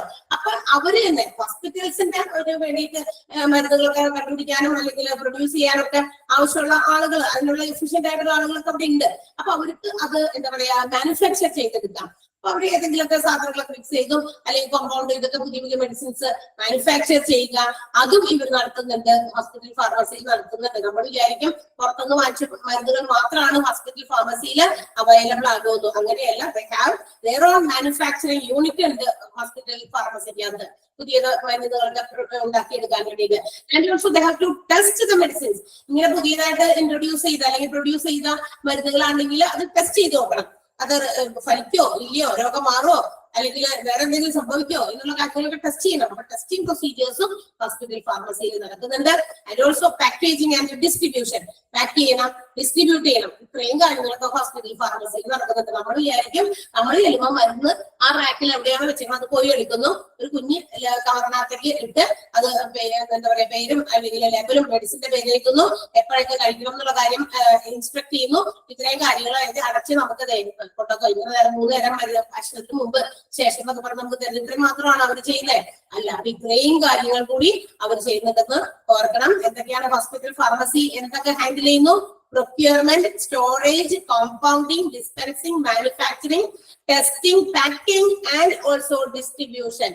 8 കാര്യങ്ങൾ ഇവര് ചെയ്യുന്നുണ്ട്. നമ്മൾ ഒറ്റ നോട്ടത്തിൽ നോക്കുമ്പോൾ ഈ ഒരു മരുന്നെടുത്ത് കൊടുക്കുന്ന ജോലി മാത്രമായിരിക്കും ഹോസ്പിറ്റൽ ഫാർമസിക്ക് ഉള്ളൂ എന്നായിരിക്കും വിചാരിക്കുക. പക്ഷെ all these things are done by the hospital pharmacy. And also, this hospital pharmacy is related to education and research of pharmaceuticals. മരുന്നുകളെ കുറിച്ച് പഠനങ്ങൾ നടത്തുക, അതായത് ഗവേഷണം നടത്തുക, പുതിയ മരുന്നുകൾ ഉണ്ടാക്കണമെങ്കിൽ അതിനെ കുറിച്ച് റിസർച്ച് നടത്തണം അല്ലെ. പുതിയ മരുന്ന് ഇന്ന് ഒരു രോഗം പുതിയതായിട്ട് കണ്ടുപിടിക്കപ്പെട്ടിട്ടുണ്ട്, അതിനെന്ത് മരുന്ന് നമുക്ക് കൊടുക്കാൻ പറ്റും? They have to research. പെട്ടെന്ന് ഒരു സുപ്രഭാതത്തിൽ പൊട്ടി മുളക്കിയല്ല ഈ ഡോക്ടേഴ്സിന്റെ മനസ്സിലേക്ക് എന്ത് ഇന്ന അസുഖം വരാൻ പോണെ, അതിന് ഇന്ന മരുന്ന് കൊടുത്തോട്ടൊന്നല്ല, അവര് റിസർച്ച് ചെയ്ത് കണ്ടുപിടിക്കണം. അപ്പൊ പഠനങ്ങൾക്ക് വിധേയമാക്കണം. അപ്പൊ അങ്ങനെയാണെങ്കിൽ അവിടെയുള്ള മരുന്നുകൾ വെച്ചിട്ടും അവർക്ക് പഠനങ്ങൾ നടത്താം. അവിടെ ബുക്സ് അതിന് വേണ്ടിയിട്ടുള്ള എന്താ പറയാ ലൈബ്രറി സെക്ഷൻ ഒക്കെ ഉണ്ട് നമ്മുടെ ഹോസ്പിറ്റൽ ഫാർമസിയിലെ കുറിച്ച് പഠിക്കും നമ്മളത്.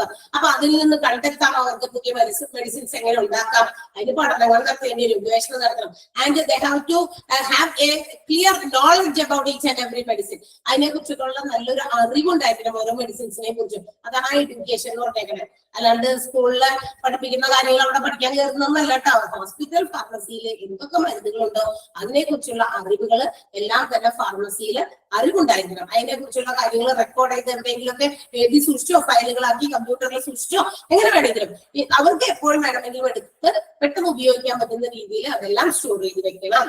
അപ്പൊ ഒരു റിസർച്ച് സെന്റർ ആയിട്ടും എഡ്യൂക്കേഷൻ സെന്റർ ആയിട്ടും ഫാർമസിനെ നമുക്ക് പറയാം. And also this hospital pharmacy should be handled by professionally qualified or efficient pharmacist. Hospital pharmacy handle ചെയ്യുന്നത് വളരെ പ്രൊഫഷണൽ ആയിട്ടുള്ള ക്വാളിഫൈഡ് ആയിട്ടുള്ള നല്ല ക്വാളിഫിക്കേഷൻ ഉള്ള ഫാർമസിസ്റ്റ് ആകാൻ വേണ്ട ക്വാളിഫിക്കേഷൻസ് എന്തൊക്കെയാണോ അത് എന്താ പറയാ അക്വയർ ചെയ്ത അല്ലെങ്കിൽ ആ ഒരു ഇതുള്ള ക്വാളിഫിക്കേഷൻ ഉള്ള എഫിഷ്യന്റ് ആയിട്ടുള്ള ആളുകളായിരിക്കണം ഫാർമസി ഹാൻഡിൽ ചെയ്യേണ്ടത്. അത് വളരെ ഇമ്പോർട്ടന്റ് ആയിട്ടുള്ള കാര്യമാണ്. And also they are responsible for hospital ഫാർമസിക്ക് ഉണ്ടാകേണ്ട മറ്റ് റെസ്പോൺസിബിലിറ്റീസ് എന്ന് പറഞ്ഞാൽ they have to make the orders for new medicines. And also they have to check the quality of medicines, quality testing, പിന്നെ storing and the security of drugs. കൊണ്ടുവരുന്ന പുതിയ പുതിയ medicines അവര് ഓർഡർ ചെയ്യുമ്പോൾ അതിന്റെ ആ ഓർഡർ ചെയ്ത മെഡിസിൻസ് ഒക്കെ ചെക്ക് ചെയ്യുക, അതിന്റെ ക്വാളിറ്റി പരിശോധിക്കുക, അത് സ്റ്റോർ ചെയ്യുമ്പോൾ ആ സ്റ്റോർ ചെയ്യുന്നത് കൂടാതെ വെറുതെ കൊണ്ട് എവിടെയെങ്കിലും സ്റ്റോർ ചെയ്ത് വെച്ചാൽ അവനവന്റെ ബാധ്യത തരുന്നല്ല. They have to be secured. Medicines ഒക്കെ വളരെ സെക്യൂർ ആയിട്ട് സൂക്ഷിക്കേണ്ട മെഡിസിൻസ് ഉണ്ട്. ഒരുപാട് എക്സ്പെൻസീവ് ആയിട്ടുള്ള മെഡിസിൻസ് ഒക്കെ ഹോസ്പിറ്റൽ ഫാർമസിയിൽ ഉണ്ടാകും. അതൊക്കെ മോഷണം പോകാനും മിസ്യൂസ് ചെയ്യാനൊക്കെ സാധ്യതകളുണ്ട്. സോ എന്താക്കണം, ഭയങ്കര സെക്യൂർഡ് ആയിട്ട് അതിനെ എന്താ പറയാ സൂക്ഷിക്കണം. And also they have to make sure that the supply of medicine is adequate. അതായത് അവിടെ ആവശ്യത്തിന് മെഡിസിൻസ് ഒക്കെ ഹോസ്പിറ്റൽ ഫാർമസിയിൽ ഉണ്ട് എന്നുള്ള കാര്യം കൂടി ഉറപ്പുവരുത്തണം. അല്ലെങ്കിൽ ഏതെങ്കിലും ഒരു മെഡിസിൻ ഇല്ല എന്നൊരു സിറ്റുവേഷൻസിലേക്ക് പോകാൻ പാടില്ല. എല്ലാതരം മെഡിസിൻസുമായിട്ട് എന്താ പറയാ എക്വിപ്ഡ് ആയിട്ട് വേണം ഹോസ്പിറ്റൽ ഫാർമസി പ്രവർത്തിക്കാനായിട്ട്. അപ്പൊ ഹോസ്പിറ്റൽ ഫാർമസിക്ക് നമ്മൾ വിചാരിക്കുന്നത് പോലെ മരുന്ന് കൊടുക്കുക എന്നുള്ള ആ ഒരു റെസ്പോൺസിബിലിറ്റി മാത്രമല്ല ഉള്ളത്. they have to do many other things. അവരുടെ കയ്യിൽ അവർക്ക് എന്താ പറയാ ഉത്തരവാദിത്തമുള്ള കുറെ കാര്യങ്ങൾ കൂടി ഹോസ്പിറ്റൽ ഫാർമസിയിലുണ്ട്. അപ്പൊ ഓർക്കുക, hospital pharmacy is the most important department in a hospital. ഹോസ്പിറ്റലിൽ ഏറ്റവും പ്രധാനപ്പെട്ട ഒരു ഡിപ്പാർട്ട്മെന്റ് ആണെന്ന് ഓർക്കാം. ഹോസ്പിറ്റൽ ഫാർമസിയുടെ ഡെഫിനിഷൻ ഇതാണ്: handles the procurement, compounding, dispensing, manufacturing, packing, storing and distribution of drugs. ഇതെല്ലാം ചെയ്യുന്നതാണ് ഹോസ്പിറ്റലിന്റെ ഒരു ഫാർമസി എന്ന് പറയുന്നത്.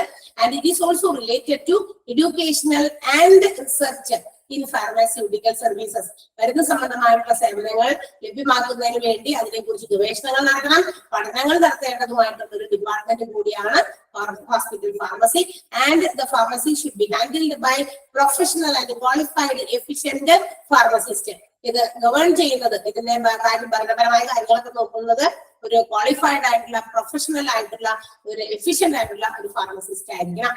ആൻഡ് അതർ റെസ്പോൺസിബിലിറ്റീസ്, ഹോസ്പിറ്റൽ ഫാർമസിയുടെ മറ്റ് ഉത്തരവാദിത്തങ്ങൾ എന്ന് പറയുന്നത് ഓർഡറിംഗ് ഓഫ് മെഡിസിൻസ് ഓർഡർ ചെയ്യുക, ക്വാളിറ്റി ടെസ്റ്റ് ചെയ്യുക, സ്റ്റോർ ചെയ്യുക, സെക്യൂർ ചെയ്യുക ഡ്രഗ്സ് ഒക്കെ. And also they have to make sure that there is adequate supply of medicines. അതിന്റെ റെഗുലർ ഇന്റർവെൽസിൽ കൃത്യമായ രീതിയിലുള്ള സപ്ലൈ മെഡിസിൻസിന്റെ ഉണ്ട് എന്ന് ഉറപ്പുവരുത്തുകയും വേണം. ഏതെങ്കിലും മെഡിസിൻ തീർന്നു പോയപ്പോൾ ആരെങ്കിലും വന്ന് ചോദിക്കും അയ്യോ ഇന്ന മെഡിസിൻ ഇവിടെ ഇല്ല എന്നൊരു അതൊരു ബിസിനസിനെ സംബന്ധിക്കുന്ന ഒരു നെഗറ്റീവ് ആയിട്ടുള്ള ഒരു മാർക്കാണ്. നമ്മളിപ്പോ ഏതെങ്കിലുമൊക്കെ പലതരം ബിസിനസ് സംരംഭങ്ങളിൽ നമ്മൾ പോകാറുണ്ട്, തുണിക്കടയിൽ പോകുന്നുണ്ട്, എന്താ പറയാ നമ്മുടെ ചെരുപ്പ് കട, അങ്ങനെയുള്ള സാധനങ്ങളൊക്കെ നമ്മൾ ലേഡീസൊക്കെ പോകാറുണ്ടല്ലോ. ഇവിടെയൊക്കെ ചെല്ലുമ്പോൾ നമ്മൾ ഇന്നൊരു പർട്ടിക്കുലർ സാധനം പേരെടുത്ത് നമ്മളിപ്പോ ഒരുപാട് അഡ്വർടൈസ്മെന്റ് ഒക്കെ കാണുന്നതുകൊണ്ടേ പരസ്യത്തിന്റെ പിന്നാലെയാണല്ലോ, വെറുതെ ഇരിക്കുമ്പോൾ കാണാൻ പറ്റിയ സാധനമാണല്ലോ പരസ്യം. അപ്പൊ ഇതൊക്കെ കണ്ട് നമ്മൾ ആ രീതിയിലുള്ളത് ഉണ്ടോ, അങ്ങനത്തെ ഉണ്ടോ, ഇങ്ങനത്തെ ഉണ്ടോ എന്നൊക്കെ പറഞ്ഞ് നമ്മൾ കടകളിൽ കയറി ചെല്ലും. അവിടെ ചെല്ലുമ്പോ അവര് ചിലപ്പോ ചിലപ്പോ അതിനെ കുറിച്ച് കണ്ടിട്ട് പോലും ഉണ്ടാവില്ല, ചിലപ്പോ അവര് അറിയാമായിരിക്കാം.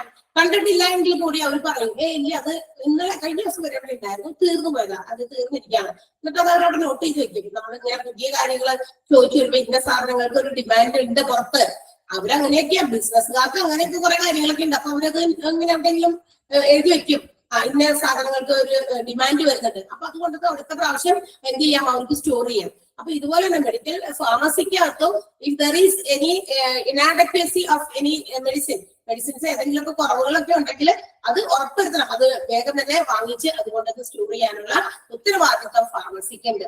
അല്ലാതെ അവിടെ ഇരിക്കുന്നത് എങ്ങനെയെങ്കിലും എടുത്തു കൊടുത്ത് തീർത്താൽ മതി എന്നല്ല അവരുടെ ഡ്യൂട്ടീസ്, റെസ്പോൺസിബിലിറ്റീസ്.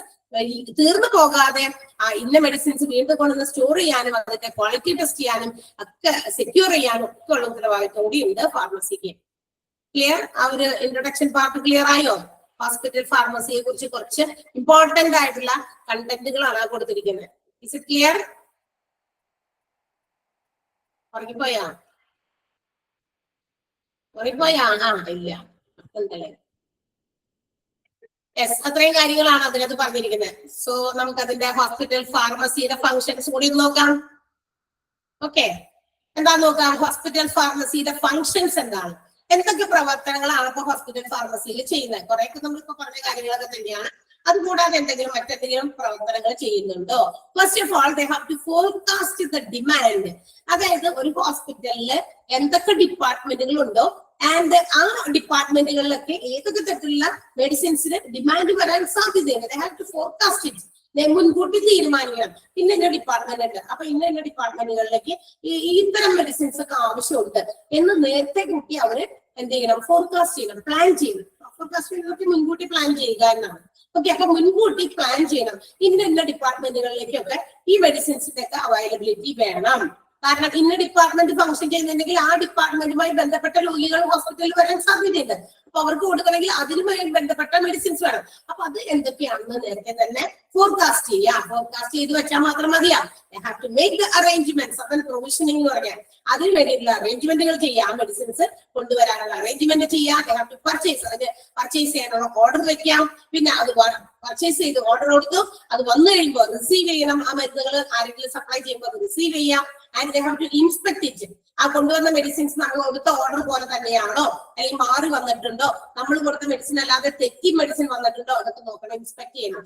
ആൻഡ് ഓൾസോ ഈ കൊണ്ടുവന്ന മെഡിസിൻസിന്റെ ക്വാളിറ്റി ടെസ്റ്റ് ചെയ്യണം. നേരത്തെ കൊണ്ടുവന്ന മെഡിസിൻസ് തന്നെയാണല്ലോ, പിന്നെ എന്തിനാ ക്വാളിറ്റി ടെസ്റ്റ് ചെയ്യുന്നതെന്നാണോ? ചിലപ്പോൾ അതേ കമ്പനിയുടെ കമ്പനി വ്യത്യാസത്തിൽ ഒരേ ടൈപ്പ് ഓഫ് മെഡിസിൻസ് സപ്ലൈ ചെയ്തിട്ടുണ്ടായിരിക്കാം. ചിലപ്പോൾ അതിന് കുറച്ച് വില കുറവായിരിക്കാം. വില കുറയുമ്പോൾ ചിലപ്പോൾ ക്വാളിറ്റിയിൽ എന്തെങ്കിലും മാറ്റമുണ്ടോ എന്ന് പരിശോധിക്കേണ്ടി വരും. അതാണ് ക്വാളിറ്റി ടെസ്റ്റിംഗ് എന്ന് ഉദ്ദേശിക്കുന്നത്. ആൻഡ് ക്വാളിറ്റി ടെസ്റ്റ് ഒക്കെ ചെയ്തതിനു ശേഷം they have to be stored somewhere. എവിടെയെങ്കിലും അത് സ്റ്റോർ ചെയ്യണം. And also whenever it is needed it should be distributed among the patients. ആവശ്യമുള്ളപ്പോൾ പേഷ്യൻസിനെ ഡിസ്ട്രിബ്യൂട്ട് ചെയ്യാം.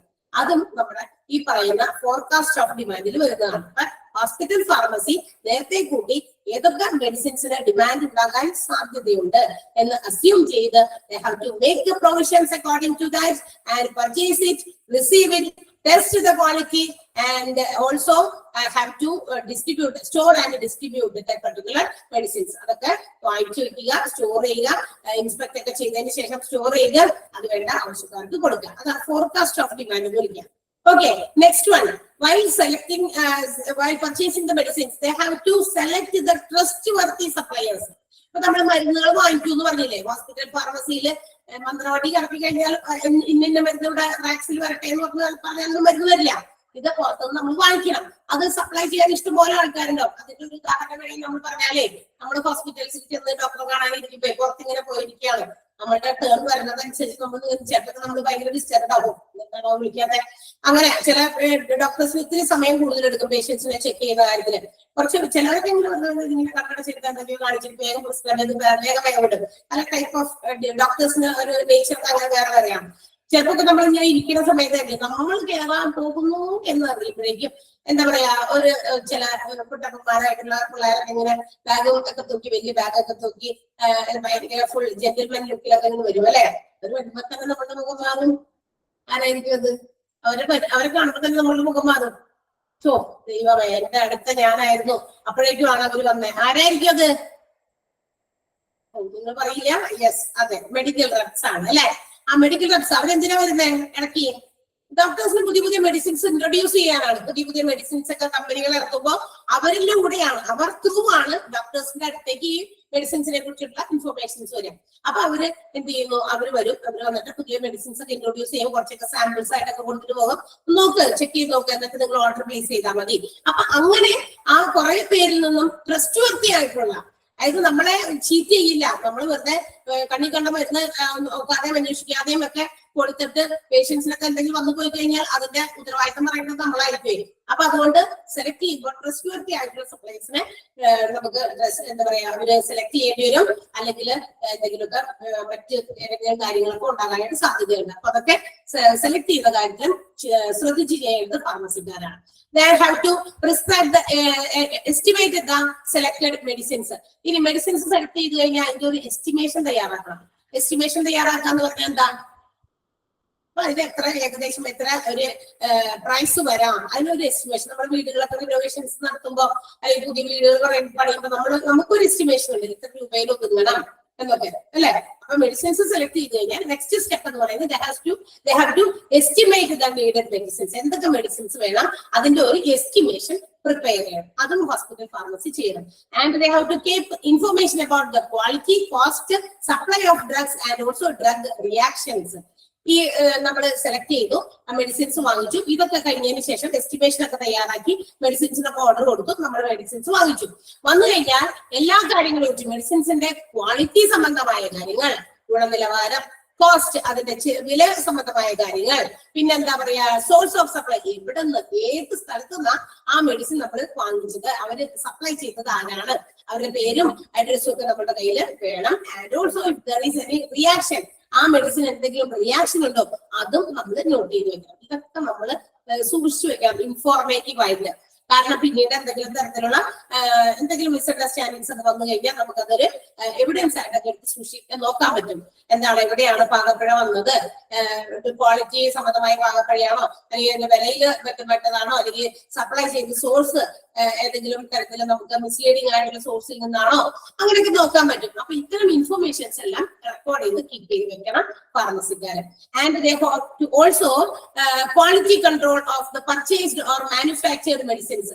വാങ്ങിച്ച മെഡിസിൻസ് ആയിക്കോട്ടെ, പുറത്തുനിന്ന് അല്ല അവർ തന്നെ ഉത്പാദിപ്പിച്ച പ്രൊഡ്യൂസ് ചെയ്ത മെഡിസിൻസ് ആയിക്കോട്ടെ, അതിന്റെയൊക്കെ ക്വാളിറ്റി കൺട്രോൾ ചെയ്യണം. എന്ന് വെച്ചാൽ എപ്പോഴും ഒരേ ഗുണനിലവാരം പുലർത്തുന്ന മെഡിസിൻസ് ആയിരിക്കണം. ക്വാളിറ്റി താഴേക്ക് പോകരുത്. താഴേക്ക് പോയാൽ അത് നമ്മളുടെ ചികിത്സയുടെ ഭാഗമായിട്ട് മോശം വരാനായിട്ട് സാധ്യതയുണ്ട് അല്ലെ. കൊടുക്കുന്ന മെഡിസിൻസിന്റെ ക്വാളിറ്റി കുറഞ്ഞു പോയ രോഗം പെട്ടെന്ന് മാറില്ല. അപ്പൊ എന്ത് ചെയ്യും, പേഷ്യൻസ് ഒക്കെ വിട്ടുപോകും, ഹോസ്പിറ്റലിൽ വിട്ട് വേറെ സ്ഥലത്തേക്ക് പോകും. Okay, so quality control must ആണ്. ഏത് മെഡിസിൻസ് ആയിക്കോട്ടെ, whether it is purchased from outside or if it is manufactured within the hospital. ഹോസ്പിറ്റലിൽ തന്നെ മാനുഫാക്ചർ ചെയ്തതായാലും പുറത്തുനിന്ന് വാങ്ങിച്ചതായാലും quality control very important. Okay, then next distribution of medicines to the wards and also distribution of medicines to the outpatients. രണ്ട് വാർഡിലേക്ക് ആയിക്കോട്ടെ, പുറത്ത് out patients OP വിഭാഗത്തിൽ വരുന്ന പേഷ്യൻസിന് ആയിക്കോട്ടെ, രണ്ടു കൂട്ടർക്കും മെഡിസിൻസ് ഡിസ്ട്രിബ്യൂട്ട് ചെയ്യണം. നമ്മുടെ ഹോസ്പിറ്റലിൽ എന്താ പറയാ മെറ്റേണിറ്റി വാർഡ്, മറ്റു വാർഡുകളൊക്കെ പഠിച്ചില്ലേ, ആ വാർഡുകളിലൊക്കെ കുറെ കഴികളൊക്കെ ഉണ്ടാവും. അവർക്കൊക്കെ ഓരോരുത്തർക്ക് ഇവിടെ വന്ന് മെഡിസിൻ വാങ്ങിക്കേണ്ട ആവശ്യമില്ല. ആ വാർഡിന്റെ ഫ്രണ്ടിൽ ഒരു ചെറിയ സ്മോൾ ഒരു ഫാർമസി ഉണ്ടായിരിക്കും, ഒരു എല്ലാവരും നഴ്സുമാരൊക്കെ ആയിട്ടേ. കാരണം ഈ മെയിൻ ഫാർമസിയിൽ നിന്ന് വാർഡിൽ അഡ്മിറ്റ് ചെയ്തിരിക്കുന്ന പേഷ്യൻസിന് പ്രൊവൈഡ് ചെയ്യേണ്ട medicines will be supplied from here. ഈ ഹോസ്പിറ്റൽ ഫാർമസിയിൽ നിന്ന് സപ്ലൈ ചെയ്തിട്ടുണ്ടായിരിക്കും. അപ്പൊ ആ ഫാർമസിയുടെ വാർഡിലിരിക്കുന്ന സിസ്റ്റേഴ്സ് അത് നഴ്സുമാർ അത് അവിടെ വെച്ചിട്ടിരിക്കും. And from time to time it will be provided to the patients. അത് സമയങ്ങളിൽ പേഷ്യൻസിന് കൊണ്ടുകൊടുത്തവരും. അപ്പൊ ഔട്ട് പേഷ്യൻസിനും ഹോസ്പിറ്റൽ വാർഡ്സിലെ പേഷ്യൻസിനും മെഡിസിൻസ് ഡിസ്ട്രിബ്യൂട്ട് ചെയ്തത് നമ്മുടെ ഈ ഫാർമസിയിൽ നിന്നാണ്. And also they have to make drug information source. ഹോസ്പിറ്റലിൽ എവിടെ നിന്നൊക്കെയാണ് ഡ്രഗ്സ് വാങ്ങിച്ചെന്നും അതുപോലെ തന്നെ ആ ഡ്രഗ്സിനെ കുറിച്ചിട്ടുള്ള ഇൻഫോർമേഷൻസും ഒക്കെ സൂക്ഷിച്ചു വെക്കണം ഫാർമസിക്കാർ. എന്തൊക്കെ മെഡിസിൻസ് ഉണ്ടോ ആ മെഡിസിൻസിന്റെ എല്ലാം സോഴ്സ്, എവിടെ നിന്നൊക്കെയാണോ മെഡിസിൻസ് വാങ്ങിച്ചിരിക്കുന്നത് അതിന്റെയൊക്കെ സോഴ്സ് അറിഞ്ഞിരിക്കണം ഫാർമസി. അല്ലാതെ ഇത് എന്തിനുള്ള മരുന്ന, ഇത് എവിടെ നിന്നാ കിട്ടിയെന്നൊക്കെ ചോദിക്കുമ്പോൾ കൈമലർത്തിയിട്ട് കാര്യമില്ല. അവിടെ അത് പറയാൻ അവർക്ക് ഒരു ആൻസർ ഉണ്ടായിരിക്കണം, അതിന്റെ സോഴ്സ് എവിടെ നിന്നാണ്. ആൻഡ് ഡ്രഗ് യൂട്ടിലൈസേഷൻ സ്റ്റഡീസ് ആയിട്ടും, അതായത് നമ്മള് മരുന്നുകളൊക്കെ ഉപയോഗിക്കുന്നതുമായി ബന്ധപ്പെട്ട പഠനങ്ങളൊക്കെ നടത്താനേ ഓരോ മരുന്ന് എന്തിനൊക്കെ ഉപയോഗിക്കുന്നു അതിന്റെ ഇൻവെസ്റ്റിഗേഷൻസ് റിസർച്ചുകളൊക്കെ നടത്താനുള്ള സ്റ്റഡി സെന്റർ ആയിട്ടും ഓൾസോ ഫാർമസി പ്രവർത്തിക്കുന്നുണ്ട്, ഫംഗ്ഷൻ ചെയ്യുന്നുണ്ട്. ഓക്കെ, സ്റ്റഡി സെന്റർ കൂടിയാണ്. And next one, they have to bring in to practice the recommendations which is taken by the drug pharmacy and drug therapeutic committee. അതായത് നമ്മുടെ ഫാർമസിയും പിന്നെ അവരുടെ ചികിത്സാ സംബന്ധമായ കാര്യങ്ങളൊക്കെ നോക്കി അന്വേഷിക്കുന്ന ഒരു കമ്മിറ്റി ഉണ്ട് കേട്ടോ. കമ്മിറ്റിയെ കുറിച്ച് നമ്മൾ ഇതിന്റെ ബാക്കി ഭാഗത്ത് പഠിക്കും നെക്സ്റ്റ് ഡേ. അപ്പൊ അതിന് മുമ്പ് പറഞ്ഞിരിക്കും ഒരു കമ്മിറ്റി എന്ന് പറയുമ്പോൾ 1-2 ആളല്ല, ഒരു 5-6 പേരൊക്കെ ഉണ്ടായിരിക്കും. ആ കമ്മിറ്റി എന്തെങ്കിലുമൊക്കെ തീരുമാനങ്ങൾ നമ്മുടെ മെഡിസിൻസ് സംബന്ധമായി എടുത്തു കഴിഞ്ഞാൽ ആ തീരുമാനത്തെ നടപ്പിലാക്കുക. Bring in to practice means എന്താ, നടപ്പിലാക്കുക, പ്രാവർത്തികമാക്കുക എന്നുള്ളത് ഫാർമസിക്കാരാ ചെയ്യുന്നത്. മരുന്ന് സംബന്ധമായ തീരുമാനങ്ങൾ എടുത്താൽ it should be brought in to practice by the pharmacy. ഫാർമസിക്കാരാണ് അത് നിലവിൽ കൊണ്ടുവരേണ്ടത്, പ്രാക്ടിക്കലായി കൊണ്ടുവരേണ്ടത്. തീരുമാനം എടുക്കും, ഞാനിപ്പോ തീരുമാനം എടുക്കും, നിലവിൽ നടപ്പിലാക്കേണ്ടത് ആരാണോ, ഞാൻ ഇങ്ങനെ ഒരു കാര്യം ഇൻസ്പെക്ട് ചെയ്യാണ്, അത് നടപ്പിലാക്കേണ്ടത് ആരോടാണോ ആ പറഞ്ഞ അവർ നടപ്പിലാക്കണം. ഇവിടെ കമ്മിറ്റിക്കാര് മെഡിസിനെ സംബന്ധിക്കുന്ന തീരുമാനങ്ങൾ എടുത്താൽ അത് ഫാർമസിയിലേക്ക് കൊടുത്തിട്ടുണ്ടെങ്കിൽ അവരത് പ്രാക്ടീസിൽ കൊണ്ടുവരണം, പ്രാക്ടിക്കലായിട്ട് ചെയ്യണം. ഓക്കെ, ദെൻ പേഷ്യന്റ് കൗൺസിലിംഗ് ആണ്. പേഷ്യന്റ് കൗൺസിലിംഗ് എന്താ, പേഷ്യൻസിനെ വിളിച്ചിട്ട് കൗൺസിലിംഗ് ചെയ്യേണ്ട ആവശ്യമുണ്ടോ? ചില പേഷ്യൻസിന് may have some doubts regarding the medicines. അവർ ഉപയോഗിക്കേണ്ട മെഡിസിൻസ് ഒക്കെ കൊടുക്കുമ്പോൾ അതിനെ സംബന്ധിച്ച് ചില എന്താ പറയാ ഡൗട്ട്സ് ഒക്കെ ഉണ്ടായിരിക്കും. ചില മെഡിസിൻസ് കഴിഞ്ഞാൽ ചിലപ്പോൾ അതിന് ചെറിയൊരു റിയാക്ഷൻ ഉണ്ടാകും. അത് പേടിക്കാനുള്ളതൊന്നുമല്ല, അത് അങ്ങനെ ഉണ്ടാകും, സാധാരണയുള്ളതാണ്, അത് കുഴപ്പമില്ല, അത് മാറിക്കോളും എന്നൊക്കെ പറഞ്ഞ് മനസ്സിലാക്കി കൊടുത്ത് അവരെ അങ്ങനെയൊക്കെ പറഞ്ഞു കൊടുക്കില്ലേ, ഇൻഫോർമേറ്റീവ് ആകുന്ന രീതിയിൽ അവർക്കൊക്കെ ചില ഇൻഫർമേഷൻസ് കമ്മ്യൂണിക്കേറ്റ് ചെയ്യുന്നത്. അതിനെയാണ് നമ്മുടെ അവിടെ കൗൺസിലിംഗ് എന്ന് പറയാം, അല്ലാതെ വേറെ കൗൺസിലിംഗ് ഒന്നുമല്ല കേട്ടോ. And also they have to make some relation between the medical nurse and also patient. ഫാർമസിക്കാർക്ക് എപ്പോഴും ബന്ധമുണ്ടായിരിക്കേണ്ട കുറച്ച് ആളുകളാണ് മെഡിക്കൽ ഓഫീസർ, അതായത് നമ്മുടെ ഹോസ്പിറ്റൽസിലെ ഡോക്ടേഴ്സ്, നഴ്സ്, അതുപോലെ പേഷ്യന്റ്, ഇവരൊക്കെ ആയിട്ട് ഒരു നല്ല ബന്ധം ഉണ്ടായിരിക്കണം. നല്ലൊരു റിലേഷൻ. ലൈസൺ മീൻസ് റിലേഷൻഷിപ്പ് ആണ് കേട്ടോ, ഒരു ബന്ധം, നല്ലൊരു ബന്ധമാണ്. അല്ലാതെ എന്തെങ്കിലും അങ്ങോട്ട് ചോദിക്കുമ്പോ അതൊന്നും എനിക്കറിയില്ല, ഡോക്ടർ പറഞ്ഞില്ലേ കാര്യങ്ങളൊക്കെ, അതനുസരിച്ച് ചെയ്താൽ മതി എന്നൊക്കെ പറഞ്ഞിട്ട് ആണോ? അല്ല, ഏറ്റവും എന്താ പറയാ, പേഷ്യൻസ് വേണ്ടതാണ് ഹോസ്പിറ്റൽസിൽ. ആ പേഷ്യൻസ് എന്താണ് ഏറ്റവും കൂടുതൽ വേണ്ടത്? പേഷ്യൻസ് ആണെന്ന് ഹോസ്പിറ്റൽസിൽ രണ്ട് രീതിയിലും, അല്ലെ? പേഷ്യൻസ്, ക്ഷമ, ആ ഒരു പേഷ്യൻസ് ആണ് ഞാൻ ഉദ്ദേശിച്ചത്. മറ്റേത് പേഷ്യന്റ്, രണ്ടും വേണം. ഏറ്റവും കൂടുതൽ ഒരു ഹോസ്പിറ്റലിന്റെ സറൗണ്ടിങ്സിൽ വേണ്ട രണ്ട് കാര്യമാണ്. എന്ത്? പേഷ്യൻസും, രണ്ടും പേഷ്യൻസ്. അതുപോലെ ഒന്ന് ഒരു എന്താ പറയാ, ക്ഷമ എന്ന് പറയുന്ന ഒരു പേഷ്യൻസും, മറ്റൊന്ന് പേഷ്യന്റുകളുമാണ്. ഓക്കെ, അപ്പൊ അത് എന്താ പറയാ, വളരെയധികം വേണ്ടതാണ് ഹോസ്പിറ്റൽസിലെ എല്ലാ ജോലിക്കാർക്കും. അപ്പൊ അത് ഹോസ്പിറ്റൽ ഫാർമസിയിലും ഉണ്ടായിരിക്കണം. And they have to keep in good relation between this medical nursing and patients. ഇവർക്ക് നല്ലൊരു ബന്ധം ഇവരുമായിട്ടുണ്ടായിരിക്കും. ഓക്കെ, ക്ലിയർ ആണോ? ക്ലിയർ അല്ലേ? ഹോസ്പിറ്റൽ ഫാർമസിയുടെ ഒരൊറ്റ പേജ് നമ്മൾ എടുത്തിട്ടുള്ളൂ. നന്നായിട്ട് വായിച്ചു നോക്കിയാൽ മതി, വലിയ പ്രശ്നമൊന്നുമില്ല. അതൊക്കെ നമുക്ക് അറിയാവുന്ന കുറെ കാര്യങ്ങളൊക്കെയാണ്. ഹോസ്പിറ്റൽ ഫാർമസിയിൽ ഇന്ന കാര്യങ്ങളൊക്കെയാണ് നടക്കാറുള്ളത്. ഓക്കെ, അപ്പൊ ഒന്ന് നന്നായിട്ട് വായിച്ചിട്ട് വരാം. നിങ്ങളുടെ പറഞ്ഞ കാര്യങ്ങളൊക്കെ ഞാൻ അതിനുള്ള സൊല്യൂഷൻസ്